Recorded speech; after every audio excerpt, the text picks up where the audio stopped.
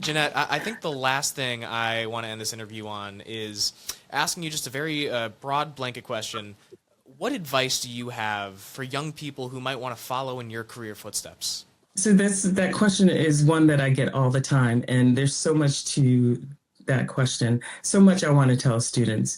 But my life hopefully can be an example for them. I was not a kid who grew up with a ton of money. I was not a kid who, had parents who were engineers or scientists at all. But the support that I had was tremendous, and without it, I wouldn't get here. Wouldn't have made it this far. And so for students who want to go into aerospace engineering, a technical degree, and then onto becoming an astronaut, some of the big things that I want them to know is being proactive versus reactive is very important, because things are going to happen in your career.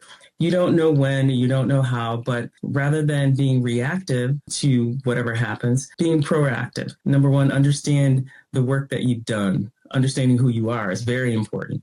Controlling your own narrative is very important as well. So this whole notion of being very proactive is those little things that I'm referring to, but being consistent along the way. One of the things I look back on my career, I can see that, I worked consistently. It was small things, a lot of small things over time look like really big things. But it took me 11 and a half years in graduate school to go on to Ford Motor Company and then on to the CIA.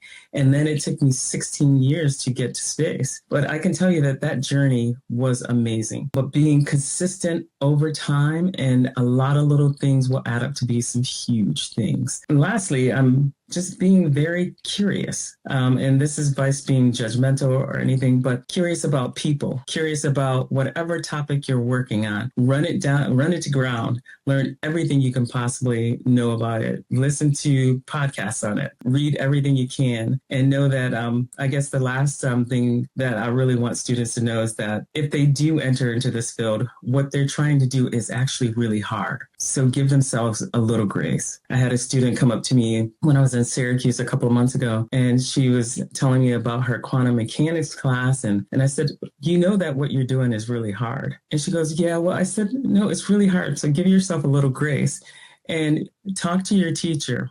Get a tutor if you need to. Go online, listen to podcasts, find every piece of information you can, and approach it from that perspective and understand that what you're doing is actually hard.